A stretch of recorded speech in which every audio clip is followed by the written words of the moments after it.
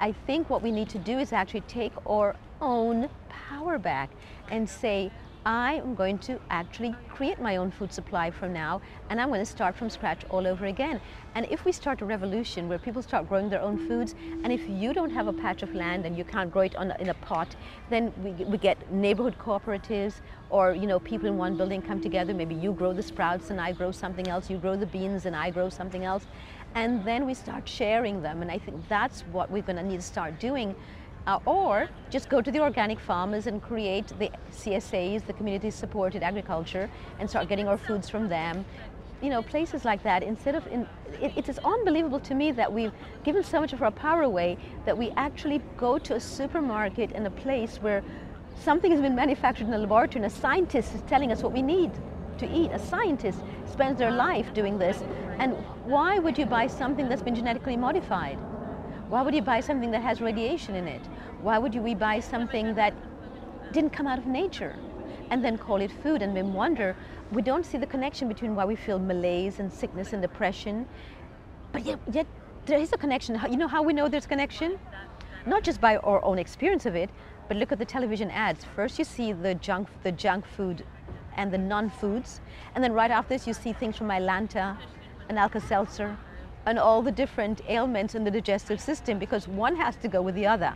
But foods that have their own enzymes and can be digested or pre-digested, foods that have their own probiotics in there, they already have what is needed for the digestive system to work efficiently. And so, I believe that livestock long shadow, the report by the United Nations, is something that needs to be taught in every school. It's something that should be available to every human being. It's up on my website.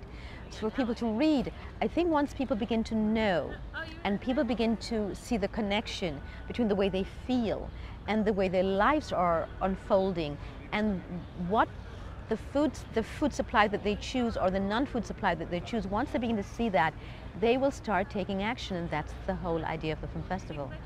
It's to give them that knowledge. Films have a way of penetrating the barriers that we put up when somebody speaks with us. Films have a way of getting past the resistance that we have within us. Films are something you can relax and sit back in a more relaxed way and watch, and don't. It's also very non-threatening films.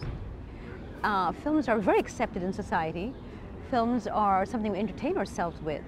So if we're going to sit back and just veg out, why not then at least raise the vibrational energy by learning about or being inspired with something that is of a higher realm. So absolutely, films are the way to go, and I think that I encourage every filmmaker to really start questioning why they're making films and to start lending their own talents to making films that would uplift and unite us all and bring us a higher level of accomplishment and creativity, rather than films that divide and films which create more fear.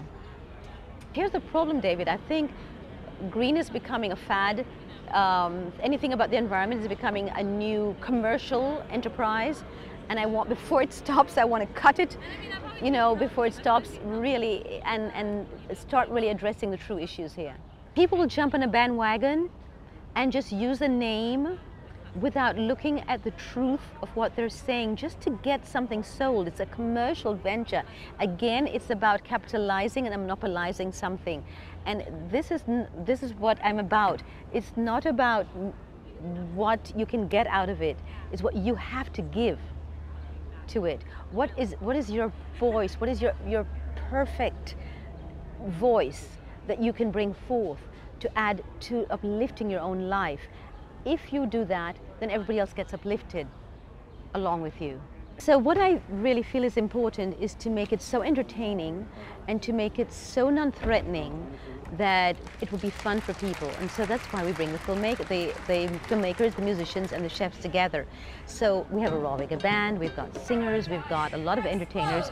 And the whole idea about that really is to make sure that people move as well. We want dancing, we've got dancing going on, because I think movement is very important to let go of the old energies. In order to raise our vibrational energy to the next level that we're going to, we need to shed the old energies. So that's why the movement is important. That's why music is important.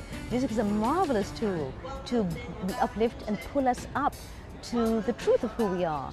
And so that's why we've got Sipes and the People, the raw reggae band, who I thought was just absolutely fantastic and who I know a lot of people enjoyed and will be again with us for the awards dinner and ceremony, which is a formal black tie event. And the reason why the reason why I chose to close the ceremony and the whole film festival with a black tie event is, again, anything, when we dress, anything we put around us, surround ourselves with, either brings our energies down or pulls it up. And when we dress up, it pulls up the energies, and that's why I want to end the film festival on a very high energy note, and I want to bring the beauty of who we are forward, and that's why we do a black tie event at the end. What's going to take are films like this, films that will make an impact, films like this. That's the whole raison d'etre for the film, Raw Lifestyle Film Festival. To really get the message out, we need films, and we need it on the television sets, we need it constantly on the TV sets where they see it over and over again, it gets reinforced. We need it on the big screen, and we need people like Michael Moore and like that to start getting involved and start helping to make films like this. Talk about a little bit about how you've seen it grow within the last 4 years, 5 years. Oh my gosh, in leaps and bounds. I mean, at the very beginning, when I started embracing and understood that this was raw, because I thought it was fresh food, which was something I always missed, and you know, I grew up with fresh food all my life, and that it was called raw too, but I didn't realize that. When I didn't know many people who were doing it, so I formed a raw lifestyle support group because I thought I was one of the few people, and slowly I saw it start growing. The next thing I know, we had restaurants, and it was just the most marvelous thing to see that people were embracing it, and not just only because they were ill, but just because they were interested in raising their own vibrational energies, and that I thought was really incredible. Another thing that I thought was important too, and I still feel is important, is that people will pay a lot of money to go to see a boxer beat somebody else up for 3 minutes or bite somebody's ear off, or they'll pay a lot of money for pornography. But to come to something like this, they think it's expensive, where their health, mental, physical health, and their whole being is going to be uplifted, and they're going to be nourished and nurtured. That does not take precedence. I think people live in fear, tremendous fear, and they're terrified of who they are.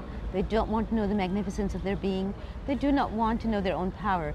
They prefer to stay disempowered because then they can blame somebody else if something goes wrong. I think that's the source of it, really.